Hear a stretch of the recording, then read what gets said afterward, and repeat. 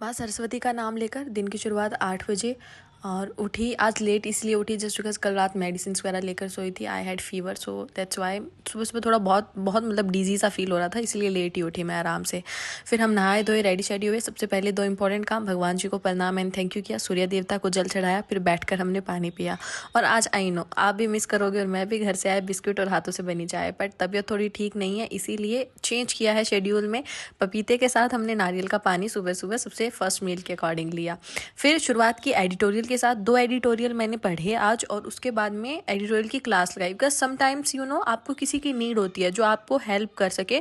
आप जो बेस्ट होता है ना किसी सब्जेक्ट में, आप अगर उनको देखते हो तो आपको आपके अंदर भी उनके ऑटोमेटिकली उनकी वो चीज़ें बैठती हैं कि हाँ ये अगर ऐसे कर रहे हैं तो हम भी वैसे ही करें। इसीलिए टीचर की हमें नीड होती है, चाहे आप कितना भी उसमें समझदार हो जाओ, कैसे भी हो जाओ। इनफैक्ट मैं तो इंग्लिश में बहुत बोरी हूँ, मुझे तो नीड है ही है। बट समटाइम्स लाइक काफ़ी स्टूडेंट्स कमेंट करते हैं कि बस तुम खुद रीड करो, क्लास लगाने की नीड नहीं है। क्योंकि ऐसा होता है जैसे वोकैब होती है, मैं बहुत ज़्यादा नोट डाउन नहीं कर सकती, क्रैम नहीं कर सकती हूँ, लेकिन मैम जब बताते हैं ना तो वो माइंड में एक अकॉर्डिंग फिट हो जाता है। दोबारा उस वर्ड को देखती हूँ तो वो एटलीस्ट इतना फील होता है कि ये तुम्हें किसी ने पहले बताया है। इसीलिए एडिटोरियल की क्लास में कंटिन्यू करूँगी ही करूँगी। ओके, बाकी सेल्फ रीडिंग तो मस्ट इंपॉर्टेंट है ही है।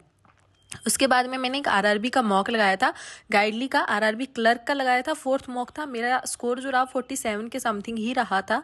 इट जस्ट बिकॉज मैंने डीआई सॉल्व की थी और काफ़ी लेंदी उसमें क्वेश्चंस थे। आरआरबी क्लर्क लेवल तो बिल्कुल भी नहीं था, पर ठीक है, हम हमारे लेवल बेस्ट पर ट्राई करेंगे तो अपने आप एग्जाम में तो कुछ अच्छा ही होगा। ओके, मैंने लगाया, आप भी लगा सकते हो। गाइडली का 4th मॉक था, आरआरबी क्लर्क 2024। उसके बाद में हमने कंप्यूटर की क्लास की, एमएस पावर पॉइंट की आज मैंने फर्स्ट क्लास की थी और इससे पहले मेरी 6 क्लासें कंप्यूटर की कंप्लीट हो गई है। एक डाउट सबका कॉमन आ रहा है कि क्या तुम नोट्स बना रही हो? सो गाइस नहीं, मैं नोट्स नहीं बना रही हूँ।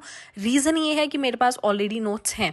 मैंने जो लास्ट ईयर बहुत अच्छे से बनाए थे, बट हाँ इसमें कुछ मिस होता है डाटा या फिर कुछ नई चीज़ें सर इन बताते हैं, उनको साथ के साथ नोट डाउन कर लेती हूँ, लेकिन मैं कुछ नया अभी नोट्स नहीं बना रही हूँ। तो अगर आप फर्स्ट टाइम क्लास कर रहे हो तो अगर आप वैसे पीडीएफ सर देते हैं उस पीडीएफ में से पढ़ सकते हो, लेकिन आपको अगर हैंड रिटन नोट्स ज़्यादा सुटेबल रहते हैं अपने तो आप बना भी सकते हो। It just because we have time. Okay, हमारे पास काफ़ी टाइम है, 1 मंथ के अंदर आपका बन जाएंगे नोट्स।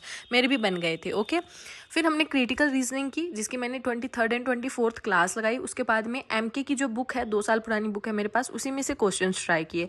पता है कभी कभी रीजनिंग मतलब वो क्वेश्चंस बन जाते हैं और कभी कभी मतलब माइंड ब्लोन अप हो जाता है। ऐसा फील होता है कि काफ़ी बहुत वही इस क्वेश्चन को सॉल्व कर सकता है जो अपने माइंड पर पूरी तरह से कंट्रोल रखता है और बहुत ही अच्छी मतलब होता है ना कि रीजनिंग और थिंकिंग रखता हो। ऐसा मतलब क्वेश्चंस कभी कभी आते हैं। तो लेट्स सी, ठीक है सारे नहीं, एटलीस्ट 50% क्वेश्चंस तो क्या पता पेपर में बन ही जाएं। उसी उम्मीद में मैं इसके साथ क्रिटिकल रीजनिंग के साथ लगी पड़ी हूँ, 2 हाथापाई करने।